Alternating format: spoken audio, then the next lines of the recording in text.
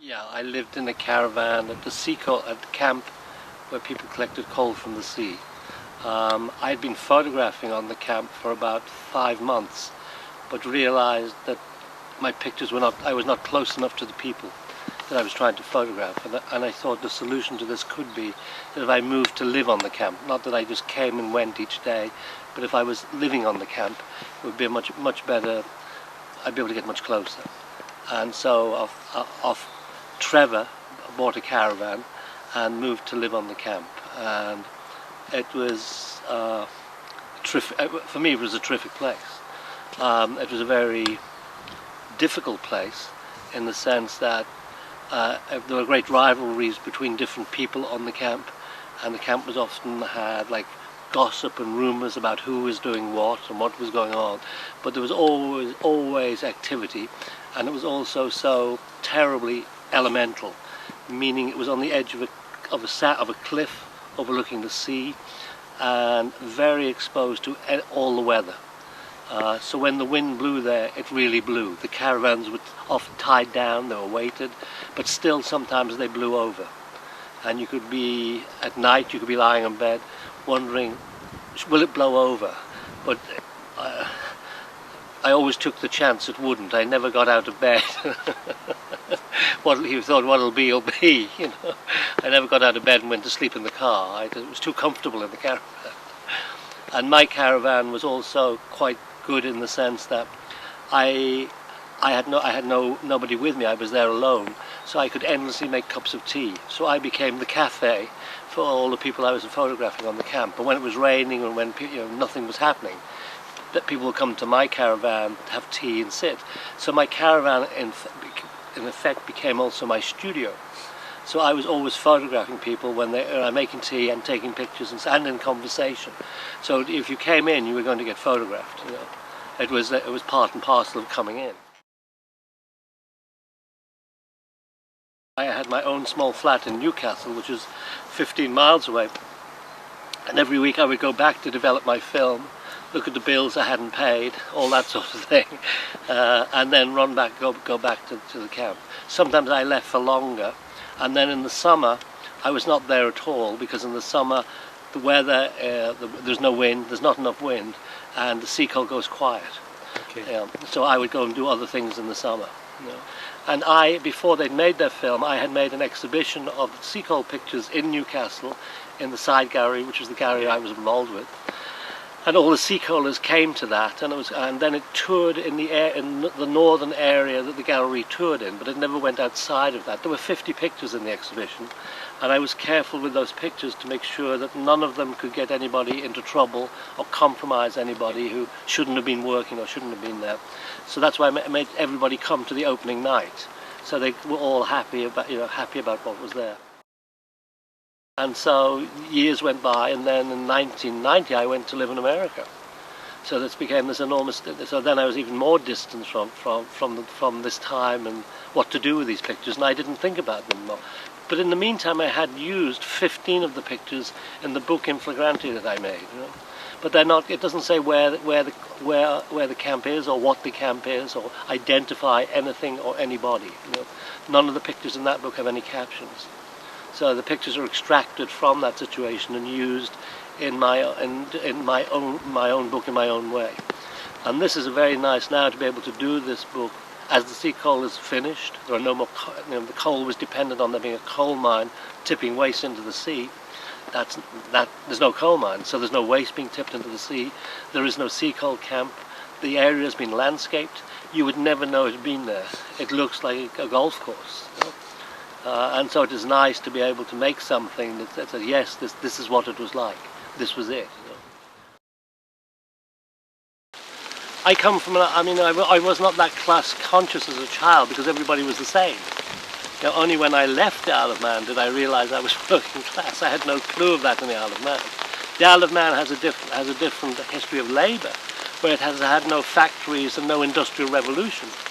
You know, it's agriculture and fishing, which makes things different, but suddenly you realise that you are part of a class and it's not the middle class.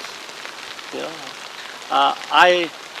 My son is the first member of my family to go to university. My sister went to teacher training college, and I thought that was such a terrible thing to do. You know, I mean, that's what education I thought meant. You'd end up as a teacher. So I mean, I did leave school at 16. You know. I had no idea. I mean, school used to drive me nuts. I was always so bored, and often our pictures are about something that is not necessarily about politics. It's about making a living, or the struggle to make a living, the struggle of just being alive. You know? The struggle of people who are regarded as the working class or the underclass. You know? But it's not necessarily always just about politics. Politics might be inherently there, but it might not be the most important thing to me. I'm not using my pictures to make a campaign or a political crusade. My pictures are going to change nothing for anybody. You know? I have a very good friend in Boston, and he had the best bar in Boston, and he was a fantastic man. And his bar had the best jukebox. He was an interesting guy. He was formerly a trade union organizer, and I liked him a lot. And in 1994 he took me into the middle of Boston to where the Civic Center is, which used to be the area for the working class in Boston, where he was born, where he grew up with his 5 Irish American brothers.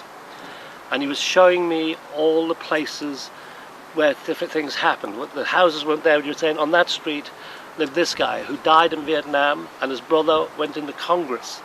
This guy who lived in this street, he went to jail. He was part of he was in the mafia, and his brother got shot. And we were going around, he was telling me everything that happened about all these places that were no longer there. And I said, John, this is fantastic. You telling me about the history of this place. And he spun round and he got me by the throat and he pushed me against the wall and he had his fist up. And he said, I don't know nothing about no fucking history. I'm just telling you what happened. I went, oh, John, yes, that's what it is. That's what I do. You know, it's not history is what's written, and the photographs are showing you what happened. And John was so angry about this idea of history. He was telling you something beyond. He was telling you what happened, and that for me is like the why I photograph. I don't want you to listen to what I say. I don't want whatever I say about my pictures for you to believe or to think that that is the truth or that is what the picture is. I want the picture to be a different thing for you and a different thing for you. That's the point. The picture should speak, and I'm happy it can speak differently. Different ways to different people is fine by me. And I hope they will speak differently in different times.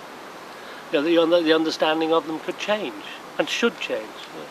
I don't want them to be sort of like, I said this then, so that's what they mean. You know, what do I know? You know, I was just there.